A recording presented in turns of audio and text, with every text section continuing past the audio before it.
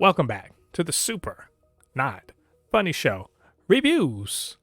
And today I'm reviewing the Afterparty Season 2, Episode 7, entitled Ulysses, and it's coming to you from Apple TV+. So, what did I think about it, and should you be watching? And before we get into the review, get down there, hit like on this video. Well, it's time for Zoe's family to start getting the interview treatment because we got to get to the bottom of who the hell killed Edgar. And it starts with Ulysses, who was being suspicious, according to Sebastian, a couple episodes ago. So, kind of against Zoe's wishes. Like, no shit.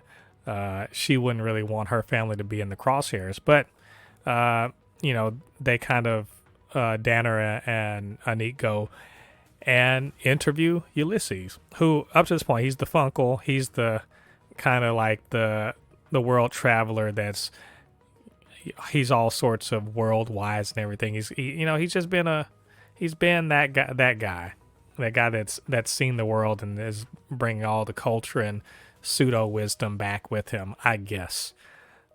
But apparently there's more to it than that. This episode is in the form of, I would even call a 90s or 2000s like drama, romance drama or something like that. And you'd be like, well, where's that coming from?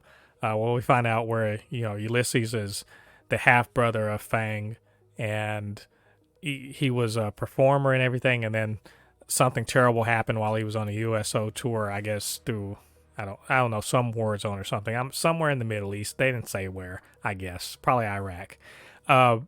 But he has that. It gets him out of wanting to perform, and Fang suggests that his wife Vivian, who's a ballroom dancer, that they dance professionally or competitively, and maybe that'll get his spark back, and he can commences to do so. And obviously it's like watching, not even Save the Last Dance. That would be too charitable. It's like watching Shall We Dance plus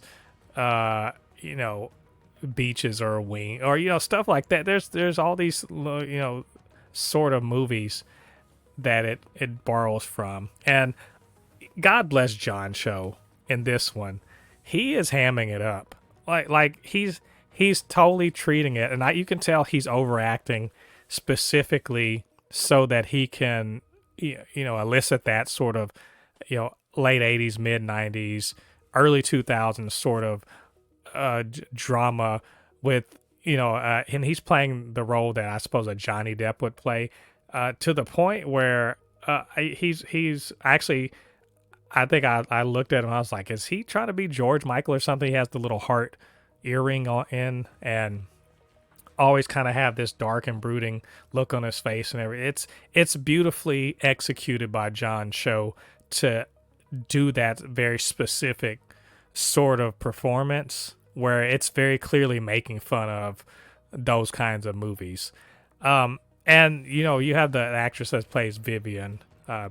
She is, she sort of is the role of the reluctant lover, I guess you could say, but also she still is very kind of reserved also. And I guess it's believable in the sense that if you buy into that sort of story that's being told, sure, that's what happened. If it's a Lifetime movie or something like that, sure. And then you finally, you have Fang himself, who's just completely oblivious to all that. Ken Jeong plays it. He's playing like a caricature of himself, I suppose you could say, as he kind of has been in this whole season. And so a lot of it is just like the stolen glances and all that other thing, until it sort of comes out that, that things are just going on between them. And it's all super dramatic and everything, to the point where there's a bit where, John Cho as Uncle Ulysses is literally dancing in the rain. And it's very ridiculous. And to the point where he goes off and, starts traveling the world and all that good stuff. And I'll just say, like, I get what they're going for. I really do. I understand. But much like the Wes Anderson episode, I can see why the writers would think this will be hilarious if we sort of take this down, if we sort of, you know, poke holes in it and just overact it and everything. Sure, we'll get good jokes out of it. The problem is that beyond a few like initial jokes where you like, oh, I get it, I get what they're going for, it really starts to play a little more straight. And that's not what this show is for, as far as I can tell. I cannot take this story being told straight, even if John Cho is overacting it.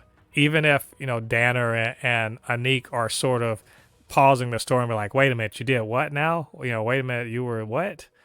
And to that end, like, this wasn't my favorite episode. Like, I think I'd have to say I like this better than the Danner episode, but only just so. I liked it more so because it actually moved the story forward, that it gave us some information, about what really went on between Fang and Ulysses and Vivian. And, how did Edgar figure into all of that? How did Edgar get him, to the wedding?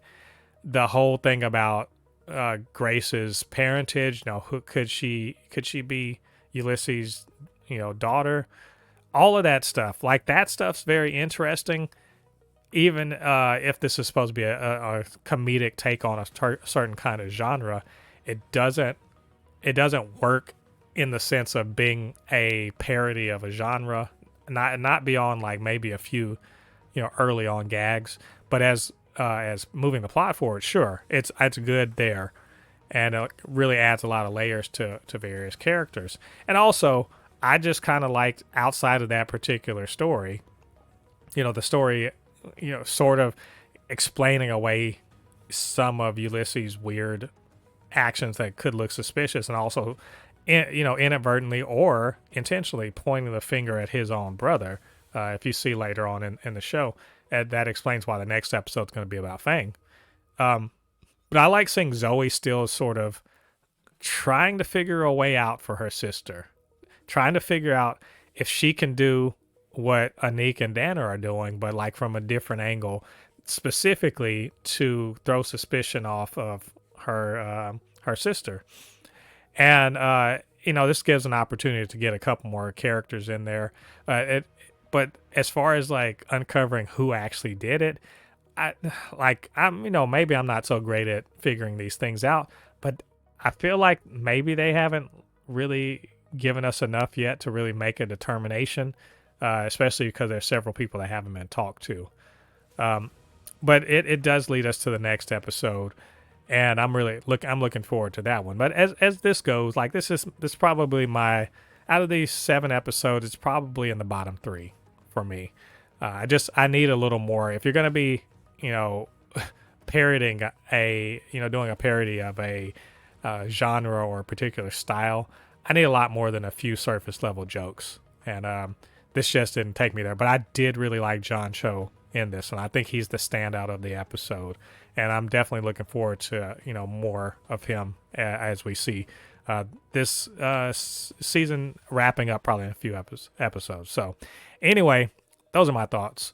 What did you guys think about it? What did you think about what I had to say? Get down to the comment section, leave your thoughts there. And of course, you can always hit me up, supernotfunnyshow@gmail.com or @supernotfunnys1 on Twitter. And while you're down there, do me a favor, hit like on this video, subscribe to the channel, and hit that notification bell. All the good stuff helps to grow this channel, helps more people to see these videos.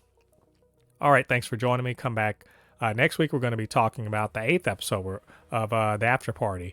Until then, I've been Mo, your comedy extraordinaire on all things pop culture, and I'll see you guys on the other side of the thread. Peace.